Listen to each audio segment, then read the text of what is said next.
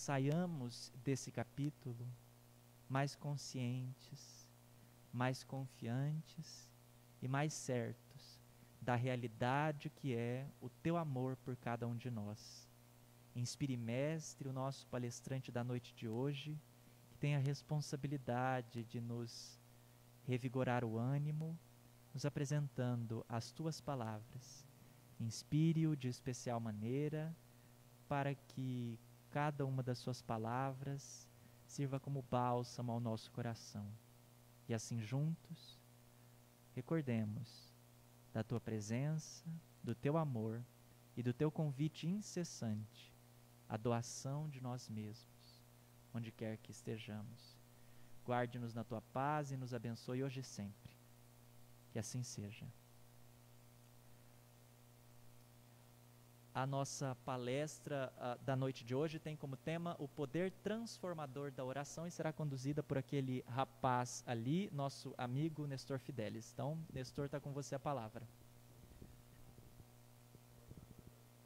Marquinhos, só me diga se a gente vai ali ou aqui. Aqui? Testa aí, Nestor. O quê? Microfone?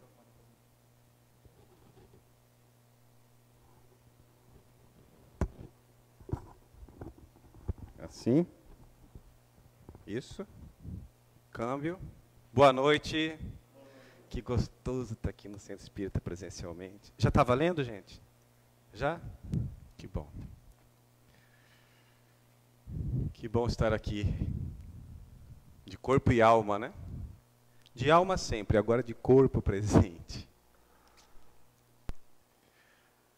Quando nós chegamos ao Centro Espírita Joana d'Arc, a impressão que nos deu, é de estarmos em casa e agora de volta ao lar. Quanto tempo nós passamos aqui estudando, refletindo, palestras, cursos, seminários, estudos. Aí veio a pandemia e nós continuamos em modo virtual, que foi essencial para que nós pudéssemos continuar estudando, aprendendo, compartilhando, nos fortalecendo, porque não foi e não tem sido fácil passar por tanta coisa nos últimos meses. Todos nós fomos, de uma forma direta ou indireta, ou mais direta ainda, afetados por essa nova situação pela qual nós passamos. Mas é interessante percebermos também uma coisa diferente. Hoje, muitos centros espíritas estão retornando suas atividades. Nós estivemos presencialmente já no Centro Espírita Mateus, em Cáceres, estivemos também no Centro Espírita Cuiabá, em Cuiabá, e agora aqui reunidos no Centro Espírita Joana d'Arc. Nessa forma híbrida, não é? Presencial com virtual. Mas o que é legal de perceber, interessante, é que nós já fazíamos isso há muito tempo. Não é, Marquinhos? Todas as reuniões dos domingos do Centro Espírita Joana d'Arc já funcionavam em sistema híbrido.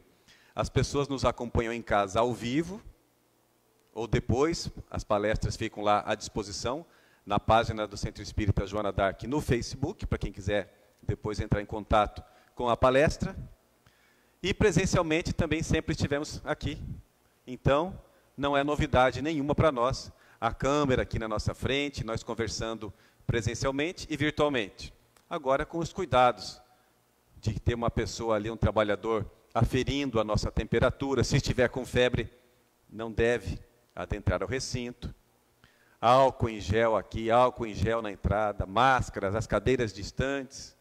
Enfim, com os cuidados que a responsabilidade nos conclama a ter neste momento, por uma ação de amor para conosco e para com a coletividade, para com o próximo. Mesmo assim, é bom demais estar aqui de volta. Que bom estar aqui de novo neste ambiente. Da mesma forma que nós percebemos as pessoas de volta às igrejas e retornam para casa falando, olha, como foi bom ouvir a pregação do padre, do pastor, e conviver com as pessoas que eu não via há tanto tempo. Dá vontade de abraçar todo mundo, mas a gente se segura e dá um soquinho fraterno na mão e já está valendo.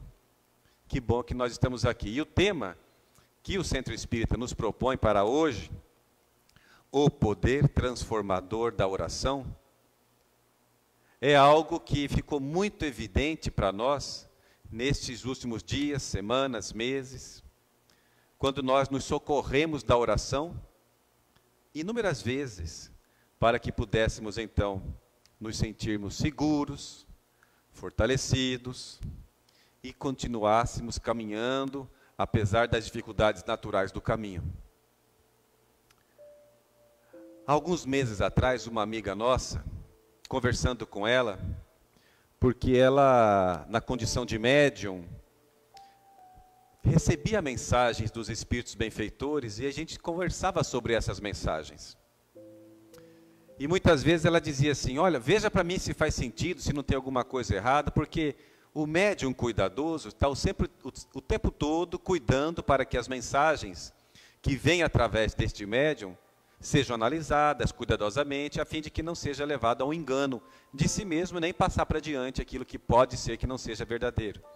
Os cuidados naturais de qualquer pessoa, sobretudo quando se trata de uma mensagem espiritual. Então ela trocava de opinião comigo, e aí um dia eu liguei para ela, falei para minha amiga assim, ô Sirene, fui convidado para fazer uma palestra, pelo computador agora na pandemia, e eu quero contar uma história lá que faça sentido com esse tema aqui. Você tem alguma coisa aí para me passar, alguma mensagem? Ela falou assim, ô meu filho, eu não sei não. Vamos ver se aparece alguma coisa. Por enquanto não tem nada. Faltavam ainda 2 semanas. Mas 15 minutos depois ela entrou em contato por telefone. Falou assim, ô guri, como ela chamava carinhosamente. Ô guri, você não vai acreditar. Acabou de chegar aqui um espírito, se apresentou como um amigo nosso, seu, contou a história dele e falou para você analisar se faz sentido, você conte na palestra ou não. E a história do João Ferreira. Ele diz assim, que estava na cerimônia de colação de grau em medicina da Universidade Federal de São Paulo, do seu filho. No momento de grande emoção de um pai ver um filho concluindo o curso de medicina. E naquela ocasião ele fala, rememorei, fiz como se fosse uma regressão de memória dos atos pelos quais eu passei para que chegasse até aqui. Dos momentos de sofrimento, de luta, de esforço, de perda, de aprendizado, de continuidade, de ânimo. E como foi importante sempre a oração na minha vida. Eu, diz João Ferreira, vivia numa pobreza sem fim no Nordeste. Quando a minha mãe faleceu, eu fui morar com a minha avó. E nós fazíamos de tudo para ter o pão de cada dia. E ela me ensinou a orar. Mas acontece que aos 18 anos de idade, a minha avó ficou doente.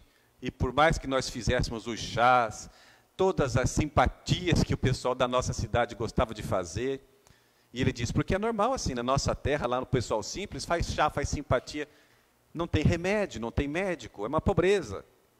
Fizemos de tudo, mas vovó morreu.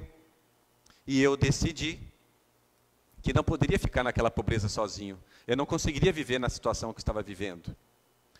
Mas eu me recordei sempre das mensagens da minha avó, meu filho, peça ajuda a Deus e faz a tua parte. Então ele orou com fervor, porque era uma decisão muito importante, ir embora da sua terra natal no Nordeste e se dirigir para a capital do estado de São Paulo, a metrópole. Então ele orou fervorosamente, inúmeras vezes, e sentiu tranquilidade na sua decisão de realmente, eu vou embora daqui. Eu vou começar uma vida nova, numa outra cidade. Pegou no embornal. Você sabe o que é embornal? É um saco que vai de tudo ali dentro. Uma matula, uma merenda a longo prazo. Os peões que cuidam de fazenda, de gado à distância, colocam as coisas no embornal e vão campear, como se diz por aí. Cuidar do gado. Antigamente era assim, ficava solto no pasto. Então ele pegou o embornal e colocou ali o que tinha de alimento que pudesse durar. Ele tinha um saco de farinha, colocou. Tinha um pote de melado com farinha da sustância, levou também. Tinha uma rapadura, levou. E foi sobre a bulé de um caminhão, na carroceria de um caminhão. no que se chama Pau de Arara, exatamente. Foi no Pau de Arara, saindo do Nordeste, passou por outros estados, cruzou Minas Gerais, adentrou em São Paulo e deixaram eles lá, perto das indústrias em São Paulo. Ele desceu, um rapaz de 18 anos, não tinha nada, além da vontade de crescer, de aprender, de seguir em frente com as mensagens da sua avó no seu coração. E João Ferreira diz assim: comecei a andei para conhecer onde eu estava, vendo as coisas, é tanta coisa diferente, luzes que piscam, o carro que passa, atravessa a rua. Aprendi olhando as pessoas como que atravessa a rua, onde que eu podia ir, mas senti muita fome, porque não tinha mais nada no meu jornal. E aí ele percebeu que inúmeras pessoas viviam debaixo dos viadutos e procurou conversar com aquelas pessoas. E disseram para ele: olha, eu sei que você está passando por dificuldade, faz o seguinte, qual que é o teu nome? João. João, pega um papelão mais limpo que tem ali. Ele pegou um papelão e uma pessoa que vivia debaixo do viaduto, com o alimento que ele tinha para se manter e a sua família, dividiu ao meio o teu prato e colocou no papelão do João Ferreira. Foi o primeiro alimento dele na cidade de São Paulo. Se sentiu fortalecido, agradecido, queria conversar mais, entender com aquela pessoa que estava ali, que tinha chegado antes que ele, como é que ele tinha que fazer para conseguir um trabalho, um emprego.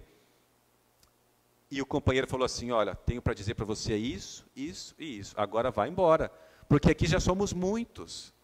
Procura um lugar para você. João agradeceu e continuou caminhando. O dia acabou, veio a noite, escureceu. Ele não sabia para onde ir.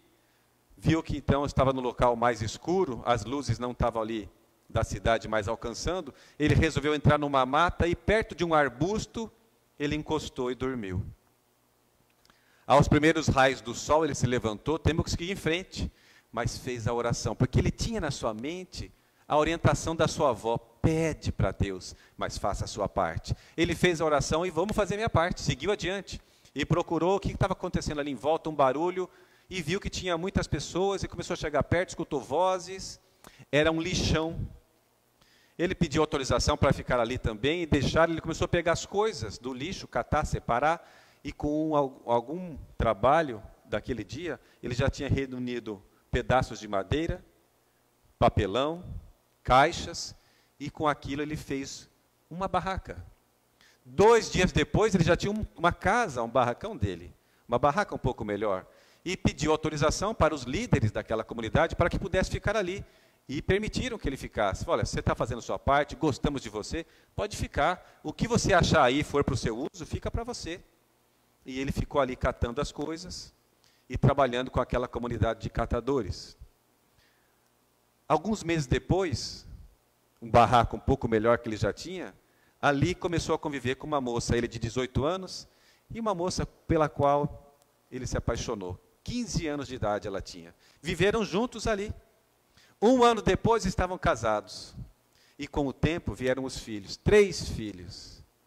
Muita dificuldade. Assim como muitas pessoas que estavam ali, ele mantinha a sua fé, mas estava um pouco acomodado. Ele estava, como acontece com muitos de nós às vezes, que chegamos numa tal situação, que nós não temos tanta coragem, tanto ânimo para procurar a melhoria. Ele ficou acomodado como todos que estavam ali.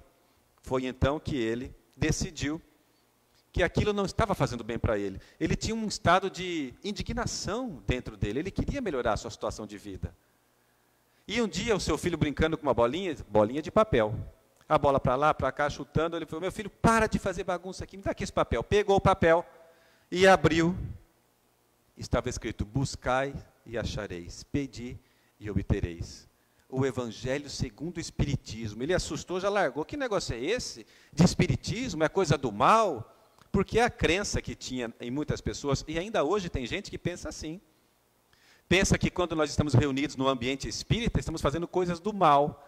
Como se o Espiritismo não fosse o próprio cristianismo, na sua simplicidade, na sua pureza. A busca de viver o cristianismo na sua pureza. Isso é o Espiritismo. E nós aqui do Centro Espírita Joana d'Arc, estamos trabalhando há bastante tempo, abrindo as portas do centro para que qualquer pessoa nas redes sociais veja o que nós fazemos aqui. Reflexão, oração, estudos em torno das lições do Evangelho. Ele assustou-se, João, com aquela mensagem.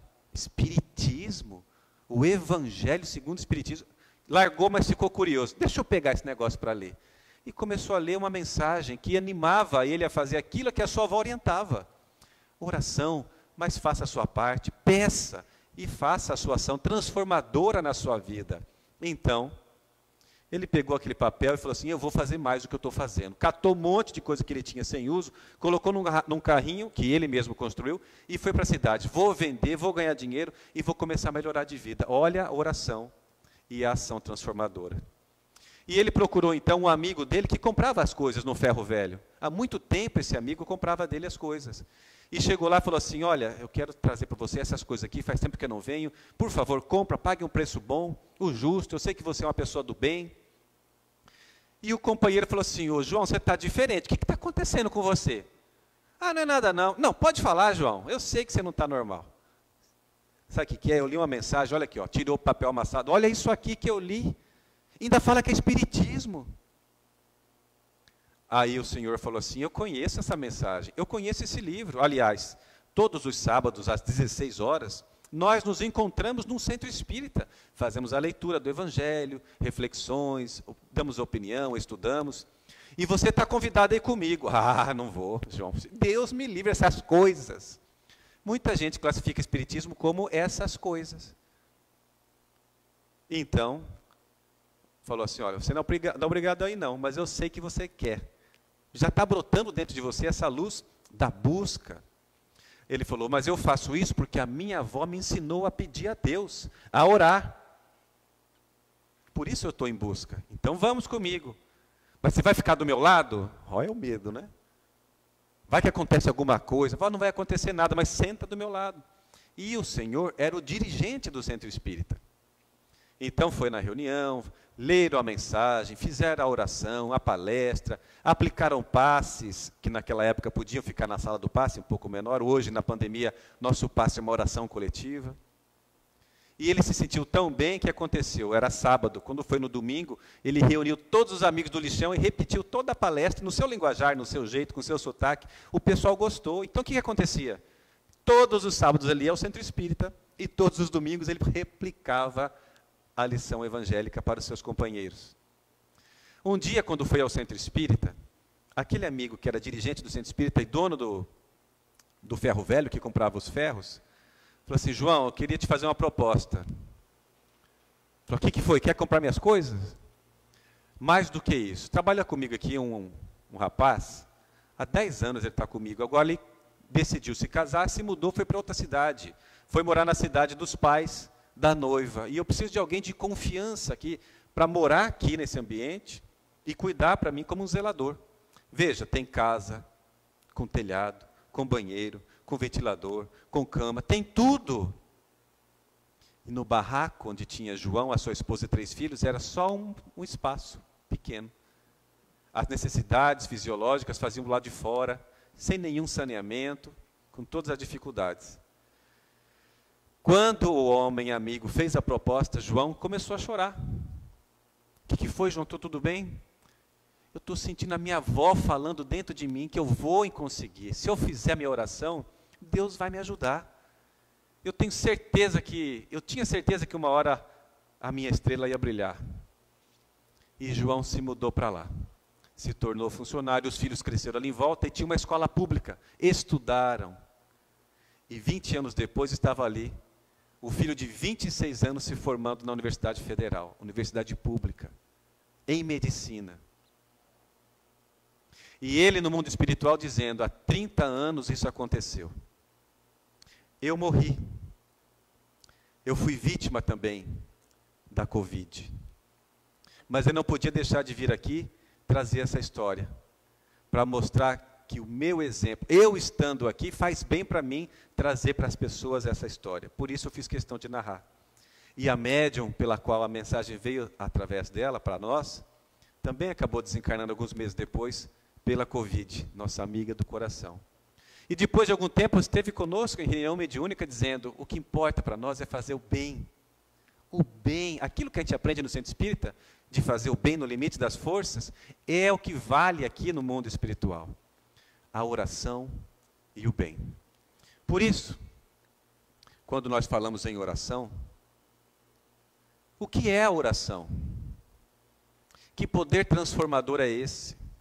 Porque muitas pessoas falam, a oração faz milagres. Será que faz milagre? Existe milagre para a doutrina espírita? Porque milagre é aquilo que nós não entendemos como funciona, mas realmente se operam seus efeitos. Mas quando nós estudamos os fenômenos, deixa de ser algo sobrenatural e se torna natural, normal. Mas o que é a oração? Será que eu passei certo? O que é a oração?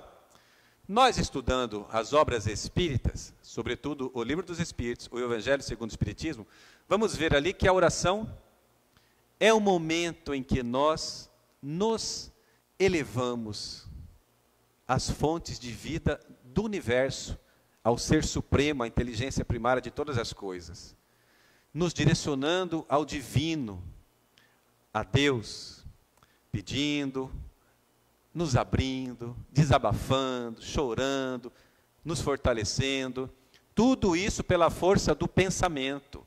Então a oração se inicia no pensamento. Orar é entrar em comunhão com Deus para absorver as energias necessárias para a reforma íntima. Na oração nós podemos, portanto, pedir, e que saibamos pedir, e que pensamos o que precisamos realmente para a nossa real felicidade. Agradecer por tudo que nos aconteça, por todo benefício que já recebemos, outros que estamos recebendo e ainda não percebemos, mas até pelas dores que nos dão oportunidades de superarmos-nos a nós mesmos. Glorificar e louvar a Deus, reconhecendo quem nós somos e o que é Deus em nossas vidas. Orar é entrar em comunhão, em contato íntimo com Deus. É nos entregarmos à vontade do Pai. Mas para que nós nos entreguemos à vontade de Deus, onde está Deus? Será que Deus para nós é aquele ser que está no céu, na nuvem, no trono, olhando, punindo um, dando benefício para o outro? Como diziam aí uns artistas, Deus é o cara lá de cima. Será que Ele está lá em cima e nós aqui embaixo? Onde está Deus? Como podemos sentir Deus? Nós, espíritas, sabemos que Deus é a causa de tudo. Está em todos os lugares. Ele é onipresente. Ele é onipresente, onipotente. Todo o poder vem de Deus. Tudo o que acontece é para o nosso bem, ainda que nós não percebamos. Mesmo as dores, a pandemia, as tragédias, para tudo há uma razão lógica, porque Deus é infinitamente justo, bom, amoroso e misericordioso, ameniza as nossas dores, sobretudo quando nós entramos em comunhão com Ele por meio da oração. Então, para que nós entremos em comunhão com Deus, é necessário que nós busquemos Deus, as leis de Deus. E onde estão as leis divinas? Nós sabemos, nas nossas consciências, muito mais do que nos livros, nos textos milenares, dentro de cada um de nós habita Deus. Nas nossas consciências, entrar em comunhão com Deus é, portanto, um esforço de autoconhecimento, de autoquestionamento, de reflexões profundas, sinceras e francas, sem passar pano, como se diz por aí, de nós para conosco mesmo, entrando em comunhão conosco e com Deus naturalmente. E por que nós devemos orar? Por que devemos orar? Nós devemos orar ou podemos orar? Olha que pergunta. Porque poder é uma faculdade, né? Pode, você faz ou não faz. Dever é uma coisa que é mais imperativa. Nós temos livre-arbítrio, portanto, podemos ou não podemos fazer algumas coisas. Mas quando se trata de nossa religiosidade que não é religião, é muito mais do que isso, é de nos religarmos a Deus, de nos conectarmos, e a oração é o instrumento principal para isso. Aí, como nós somos seres criados na simplicidade para evoluir, não há outro caminho senão buscarmos a Deus. E não necessariamente orarmos com palavras repetidas.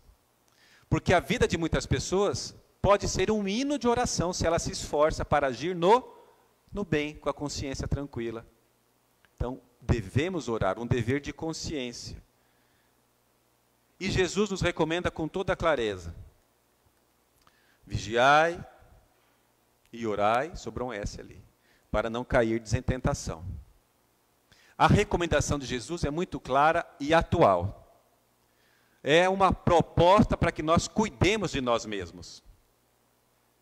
Vigilância é autocuidado, é autoobservação. É observar o pensamento, a vontade, a tentação, o desejo e perguntar: será que isso vai fazer bem para mim? Porque nós temos vontade de fazer um monte de coisa que nós sabemos que não faz bem para nós.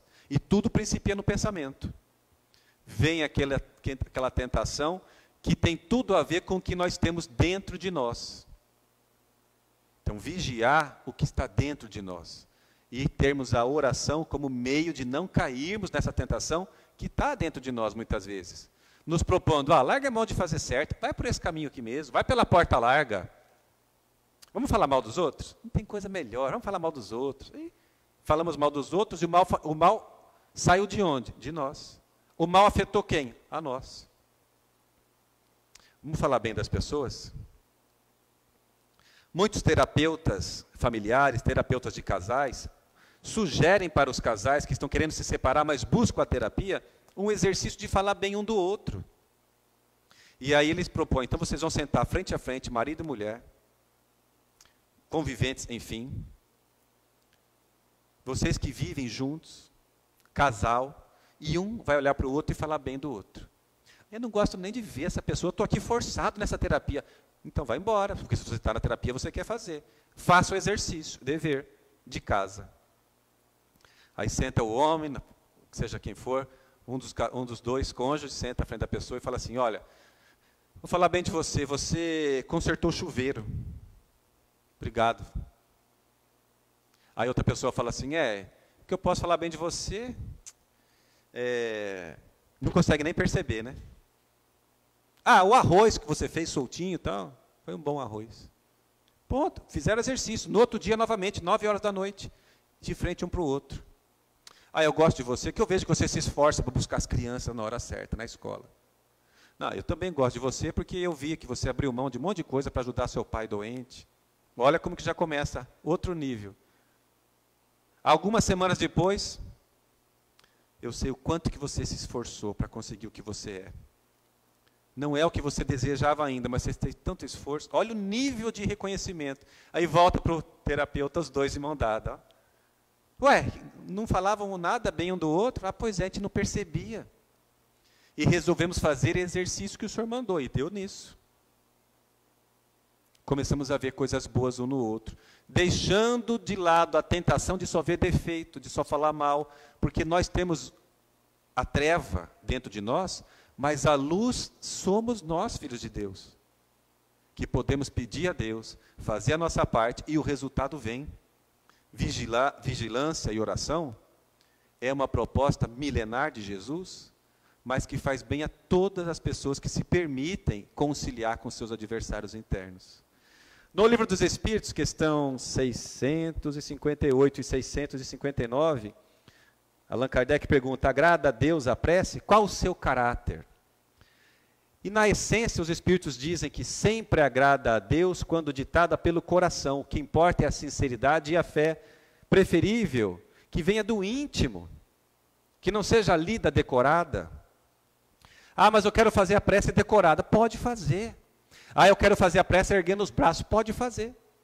Mas não precisa. O que importa é o íntimo. Então nós já entramos aqui na seguinte pergunta, que é: como orar? Como nós devemos orar? Como é preferível, como é recomendável que nós façamos as nossas orações? Existe uma fórmula certa, secreta, própria? Ou nós temos a liberdade de fazer da forma como melhor nos aprouver? Respondendo a esta pergunta, nós temos uma canção que a primeira estrofe dela diz assim: é do espírito Gilberto Gil, o espírito encarnado ainda, né? Que bom. Se eu quiser falar com Deus, tenho que ficar a sós.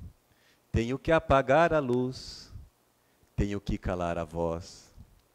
Tenho que encontrar a paz, tenho que folgar os nós, dos sapatos, da gravata, dos desejos, dos receios.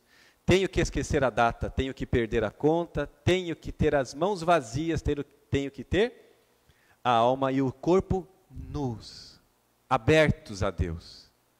Quanta coisa nessa mensagem. Primeiro, aquilo que nos chama atenção muitas vezes aqui é a humildade.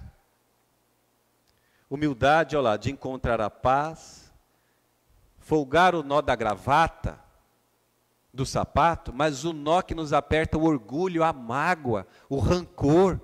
Se nós vamos entrar em contato com Deus, em comunhão pela oração, não faz sentido guardar dentro de nós essa mágoa. E o ato de ir em busca de Deus já é um ato de humildade por si próprio. Já é a busca de nos reconhecermos filhos e Ele Pai. Não importa a data, não importa a conta, abrir alma e corpo nu, não no sentido das vestes físicas, mas a entrega confiante, convicta, que nos dá forças. Essa é a essência do que dizem os Espíritos na questão 659 e 658 do Livro dos Espíritos. E no Evangelho de Lucas, capítulo 18, versículos 10 a 14, Jesus dá um exemplo muito claro e concreto do que é a prece, como deve ser feita, como agrada a Deus, como nos agrada, como nos abastece, ou como é uma prece hipócrita. Vejamos, 2 homens subiram ao templo para orar, um fariseu e o outro publicano. Quem eram os fariseus daquela época? Eram as pessoas que seguiam as leis da religião, muito mais de forma exterior, para aparecer, para chamar atenção, para conseguir vantagens, porque o poder religioso trazia poder político e poder financeiro naquela época. A religião era usada muito mais como uma forma de conquista do que de se autoconquistar. Eram os próprios hipócritas, literalmente, eram os fariseus. Diziam acreditar na imortalidade, sabe lá se acreditavam realmente. E quem eram os publicanos? Eram aqueles que recolhiam as taxas públicas, daí publicanos, arrecadadores de impostos, mal vistos muitas vezes por conta dessa função. Enfim, Jesus prossegue. O fariseu, estando em pé, orava consigo mesmo desta maneira. Olha o fariseu falando. Ó Deus, graças te dou, porque não sou como os demais homens, roubadores, injustos e adúlteros, nem ainda como este publicano. Jejuo 2 vezes na semana e dou os dízimos de tudo quanto possuo. Essa é a prece do fariseu. Então vejamos, o que nos chama atenção aqui nessa prece do fariseu, ele está, primeira coisa, se comparando com outras pessoas, não está entregando-se, não está entrando em comunhão sincera com Deus. Ele está falando assim, eu sou bom, os outros são ruins. Eu sou bom, os outros são ladrões, são injustos, são arrecadadores de impostos, são pessoas como esse publicano ainda aqui do lado. Será que ele está sendo bondoso, amoroso, justo, caridoso? Orar é exercitar virtudes inicialmente no pensamento. Pode ser falado, sim, não tem problema fazer oração falada, mas inicia no pensamento. Agora, se eu sei o que eu quero, é importante saber quem eu sou, em primeiro lugar. Sempre exercícios da melhor forma para resistir o mal é o autoconhecimento. Então, de que forma que a pessoa vai orar a Deus, já querendo se comparar com os outros, como se fosse melhor do que os outros. E aí a vez do publicano, que também sofria preconceitos naquela época. O publicano, porém, estando em pé, de longe, nem ainda queria levantar os olhos aos céus, mas batia no peito dizendo, ó Deus, tem misericórdia de mim, que sou um pecador. É diferente? Onde está o foco dele? Está em se comparar com os outros? Ou está, Senhor, tem de piedade de mim? Ele está falando dele mesmo, ele está se abrindo, como diz Gilberto Gil, de alma e corpo nus. Então Jesus encerra dizendo, digo-vos que este desceu justificado para a sua casa, e não aquele, o fariseu. Porque qualquer que a si mesmo se exalta será humilhado, e qualquer que a si mesmo se humilha será exaltado. A prece é um ato de entrega humilde, seja de louvar, de agradecer ou de pedir, é uma entrega, é de confiança. As pessoas oram por obrigação e não vão conseguir sentir nem no momento da oração o benefício que ela faz. Agora, se ela faz espontaneamente, de coração aberto, sentindo e sabendo que é um ato de coragem orar, por que coragem? É de uma audácia? Não, porque coragem é a ação do coração, então é se entregar de corpo e alma. Todas as religiões recomendam a oração, mas poucas sabem orar. Eu me recordo aqui de pessoas que trabalham comigo, ou trabalhavam, que estavam no computador e que estavam com um objeto de adoração da sua religiosidade, da sua religião, e passando ali e fazendo suas orações. Atendendo o telefone e fazendo sua oração. Aí olhando na internet, fala, olha esse homem, que coisa mais linda, falando para a colega dele, ó, perdição esse homem, e está fazendo oração. É sincero? É um momento de entrega real? Quer fazer a sua oração? Olha o que diz Jesus aqui. Está no Evangelho de Mateus, capítulo 6. E quando orares, não sejas como os hipócritas, pois se comprazem orar em pé nas sinagogas e às esquinas das ruas, para serem vistos pelos homens.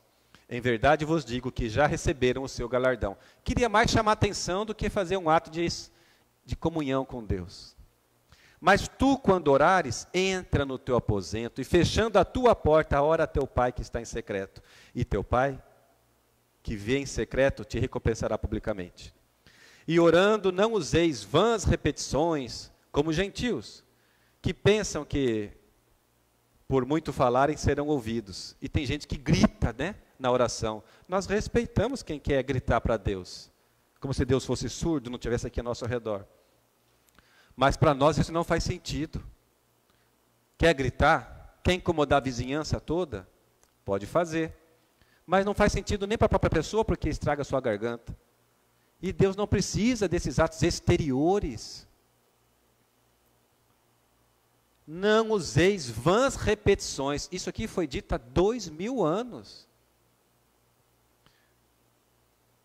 Muitas vezes no ambiente de estudo, entre nós aqui do centro cristão, que é um centro espírita, alguém fala assim, alguém gostaria de fazer oração para encerrar nossa reunião? Muitas pessoas não querem fazer oração, porque, ai, o que eu vou falar? O que vão pensar da minha oração? Eu mal falo certo português, vão falar, eu falo com sotaque, eu falo errado, eu falo feio, eu não quero fazer oração. Eu não estou preparado, como se fosse uma coisa de outro mundo. Não useis vãs repetições. Não precisa repetir o que os outros falaram, o jeito que os outros fazem. Faz do seu próprio jeito. Do seu jeitinho, do seu sotaque. Só consigo falar, Senhor, me perdoa porque eu sou um pecador, igual o publicano. Faz com o seu coração, se entrega nessa oração. Uma frase.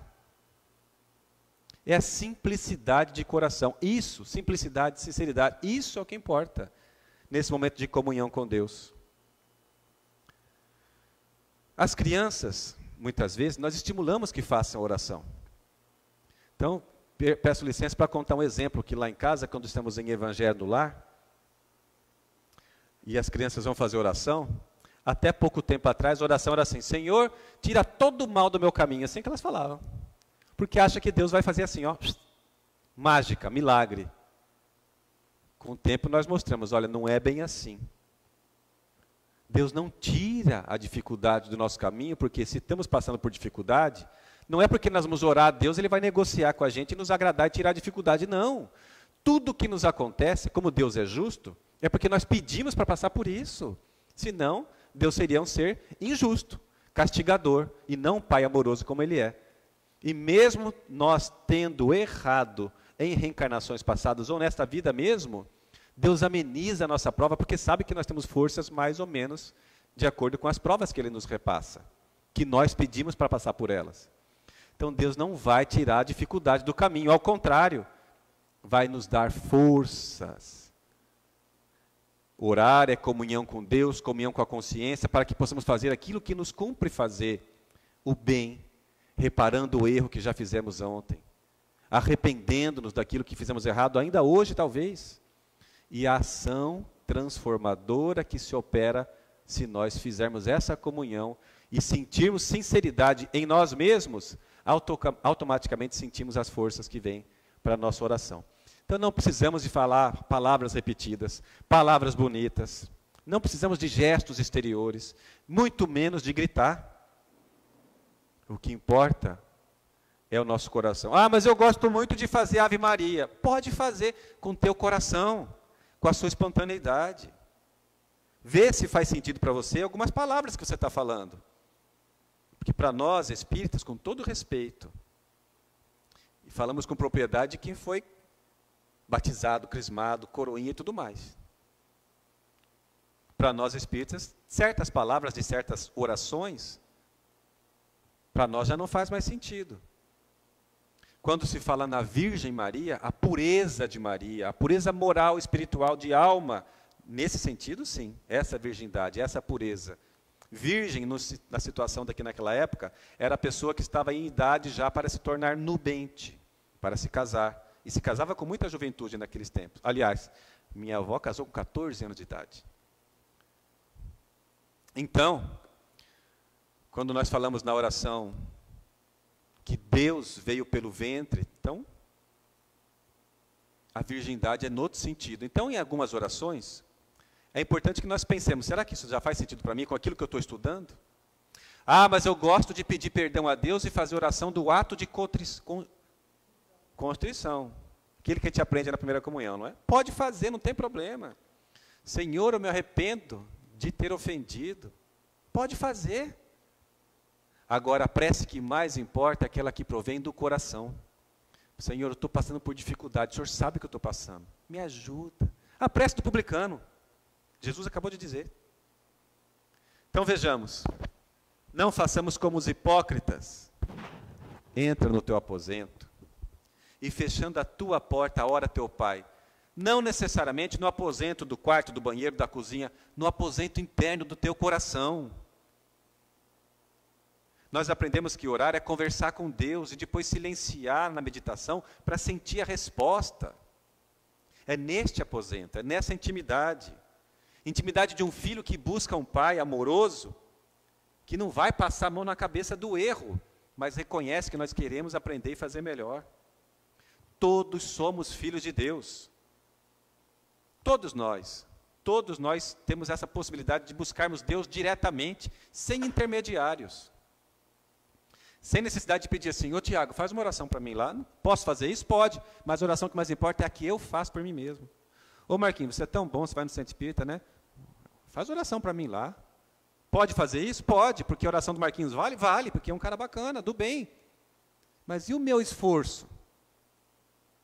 E a minha ação transformadora? A oração vai fazer bem para mim, que o Tiago, que o Marquinhos fizer para mim. Sim, vai fazer bem. Que a energia do bem que ele está emanando para mim. Mas a ação transformadora que a própria oração pode fazer é só a prece pessoal de si mesmo. Senão não faz sentido. Senão, nós não teríamos mérito algum de nos esforçarmos em nos tornar pessoas melhores. Passa o tempo, está acabando. O essencial não é orar muito, mas orar bem, já falamos disso. 3 passos da oração essencial. O primeiro é comunhão consigo mesmo, um ato de vigilância, de dentro para fora. Orar é entrar em contato consigo mesmo. Por que eu estou sentindo isso? Por que eu não estou conseguindo fazer aquilo que eu gostaria de estar fazendo? Por que eu sinto mal muitas vezes quando toco em certo assunto? Ou quando alguém chega perto de mim que eu não gosto muito daquela pessoa? O que isso quer me dizer? Quando fazemos exercícios de autocontrole, de autodomínio, que passa primeiro pelo autoconhecimento, acolhendo a nós mesmos, sem julgamentos, mas também sem falta de franqueza, de autenticidade, quando nós entramos em contato conosco mesmo, já é uma oração, já é um ato de orar. Entrar em contato e reflexão conosco é entrar em contato com o divino em nós. Jesus disse, há um Deus que habita dentro de cada um de nós. O Espírito Joana de Ângeles, no livro Vida Feliz, que o Tiago leu agora há pouco, tem uma mensagem que ela diz, há uma luz brilhando dentro de ti. É a força de Deus, do Cristo cósmico no teu coração. Não empanes essa claridade, deixa que ela resplandeça. Orar primeiro é comunhão consigo mesmo. Depois, comunhão com Deus, que vem pela contemplação, pelo reconhecimento. Vejamos tudo que está ao nosso derredor. O que nós podemos ver com os olhos ou com os olhos fechados. O que nós podemos sentir, refletir. O que nós podemos perceber que já aconteceu em nossas vidas, sobretudo quando nós nos esforçamos mais. Isso é contemplar. Isso é reconhecer. Então é já de fora para dentro. Ou seja, quando nós fazemos a oração, a busca da comunhão com Deus, nós nos abrimos. É como se abríssemos as janelas da alma para Deus. E a contemplação faz com que a energia de Deus tome conta de nós, resplandeça em nós. Nós estamos tomados pela força de Deus, que gira em torno de nós. Há, cientificamente, comprovações disso. Cientistas já estudaram isso, e não é de hoje, é de muito tempo. Inclusive as fotos que nos anos 60, 70 se faziam, da aura das pessoas, foto Kirlian, não é isso o nome? A pessoa colocava o dedo numa máquina e registrava lá a energia que estava em torno da pessoa. Quando ela estava de mau humor, chateada, triste, depressiva, tinha uma coloração mais escurecida. Após a oração, aquilo se resplandecia com cores lilás muito vivas. Nós temos a nossa aura que se expande, a nossa energia. Se nós oramos, a comunhão com Deus é abrir para Deus. E a contemplação faz com que a nossa energia, em comunhão com a de Deus, resplandeça. Pessoas que visitavam Chico Xavier relatavam que estar na fila para pegar na mão dele, se emocionavam na fila de metros e metros, porque a alma, a aura que se resplandecia, da sinceridade do fruto, porque a árvore boa só pode dar bons frutos. Comunhão consigo mesmo, contemplação e a ação transformadora. Com essa energia, nós conseguimos fazer muito. Não é milagre. O único milagre é o nosso esforço de buscar a Deus, de entrarmos em contemplação, dele conosco e agirmos. Agora é a hora da atitude. Nós falamos agora há pouco da história de João Ferreira. A avó ensinou: ore, meu filho, mas faça a tua parte.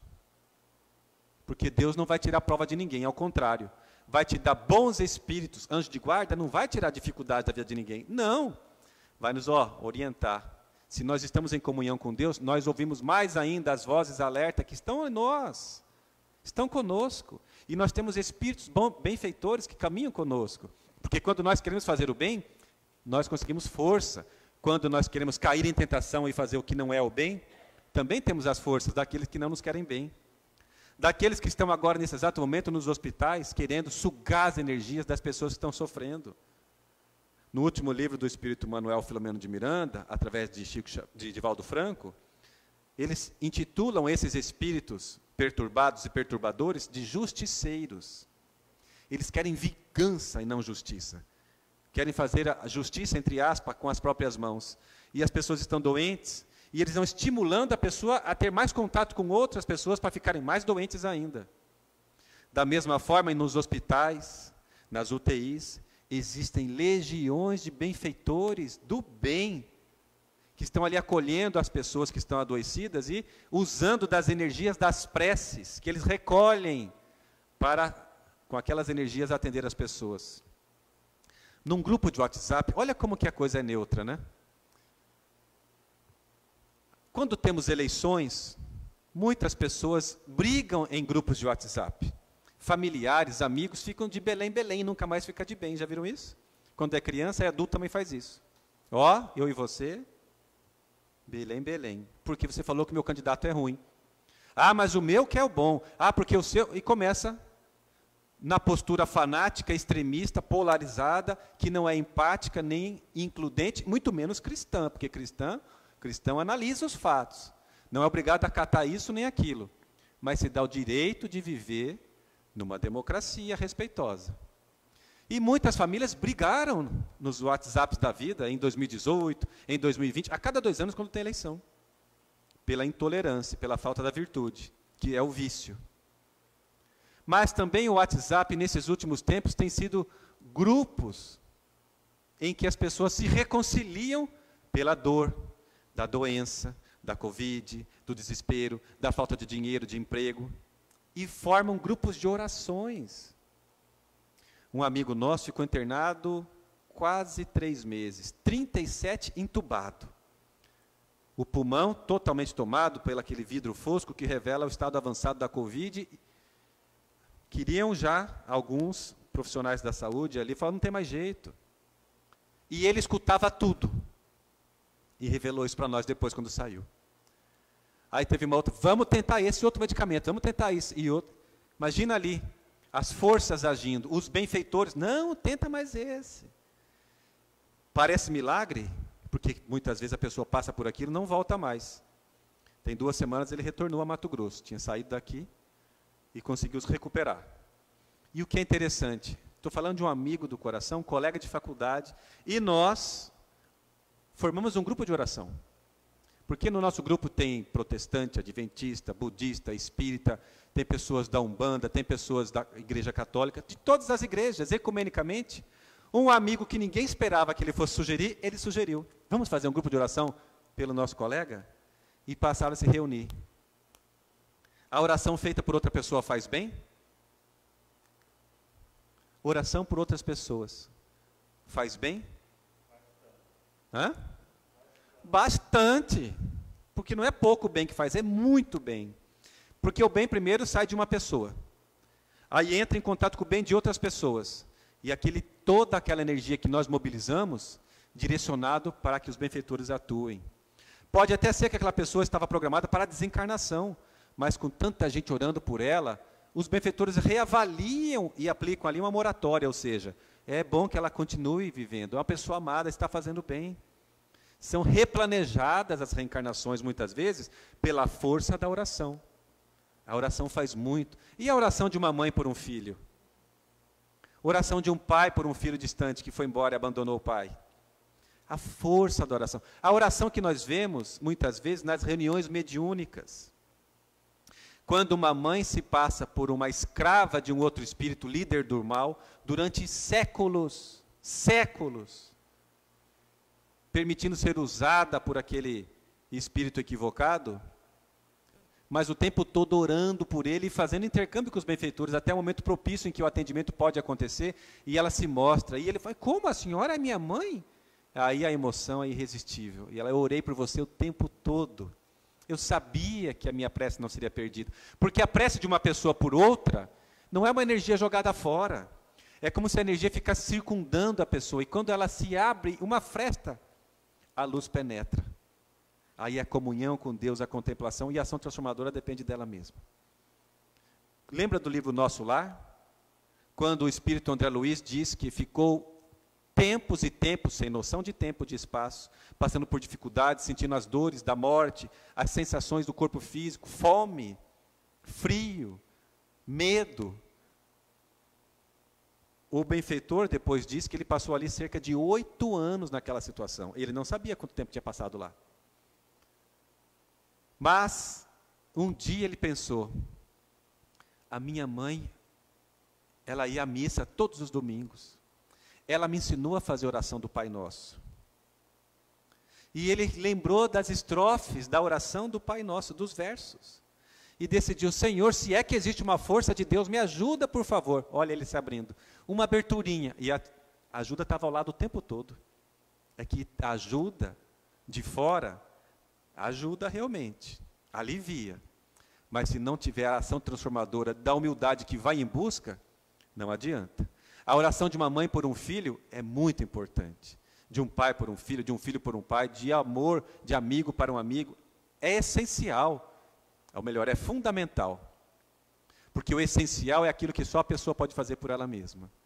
Então, é importantíssimo, é fundamental. Orarmos sempre. Orarmos pelas pessoas que precisam. Tanto é que no livro O Evangelho segundo o Espiritismo, o último capítulo são orientações e sugestões de preces, muitas vezes por outras pessoas.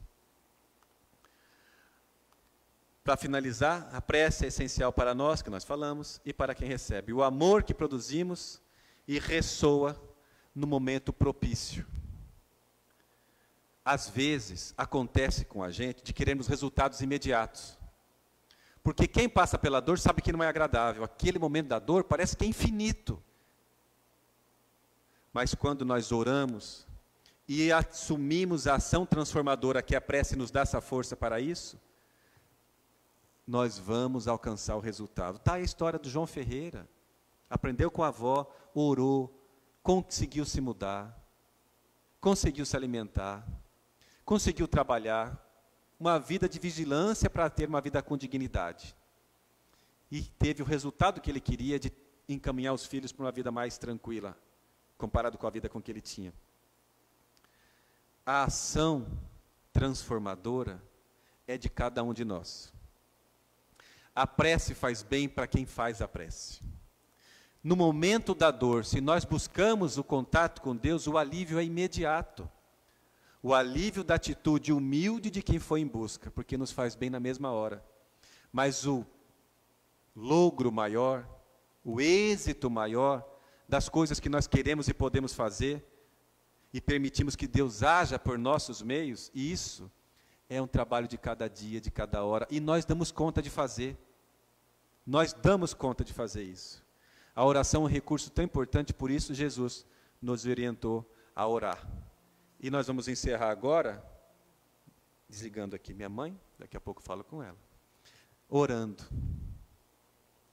Nesse momento nós teremos o passe logo em seguida. Como nós não estamos em condições de ficar numa sala menor, fechada, porque não é recomendável, nós vamos fazer a nossa oração e mentalizarmos e sentirmos que os benfeitores espirituais de cada um de nós está aqui conosco ao nosso lado, da pessoa que está nos acompanhando pela palestra, pelo Facebook, ao vivo ou depois de ao vivo, se permitir entregar-se a essa comunhão com Deus, vai ser atendido também nas suas preces, nas suas necessidades. Vamos orar? Então vamos só pedir que fechemos os nossos olhos. Pai nosso, que estais em toda parte, Deus de infinito amor, justiça e caridade, santificado seja o teu nome em cada uma das nossas atitudes de reconhecimento, de contemplação, ações do bem. Venha a nós, Senhor, o teu reino de amor. Seja feita a tua vontade, Pai, sobre todos os nossos desejos, porque já sabemos e sentimos que, como Pai, o Senhor quer o nosso bem. Perdoa as nossas dívidas, assim como perdoamos aos nossos devedores. Não nos deixe, Senhor, entregues às tentações, às nossas próprias inferioridades.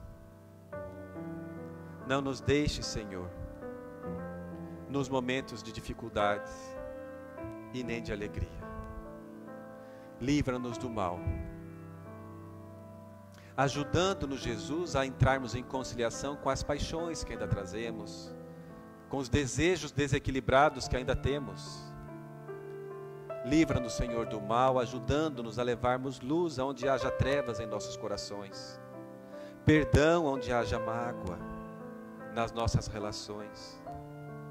Ajuda-nos, Pai, a nos alimentarmos do pão de cada dia, que nos robustece, que nos fortalece o corpo, a saúde, e robustece também a força da alma, a vontade de fazer a nossa ação no bem.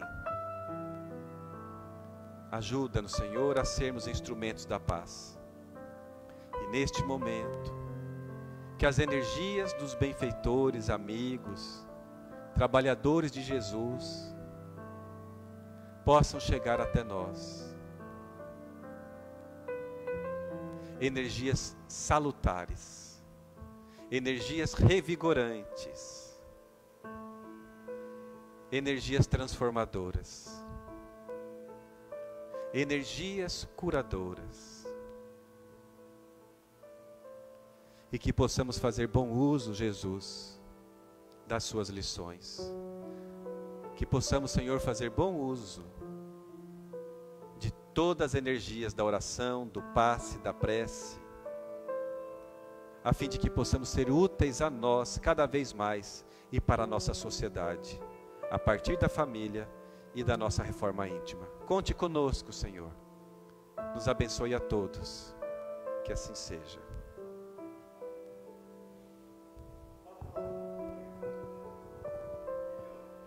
Pode, amigo.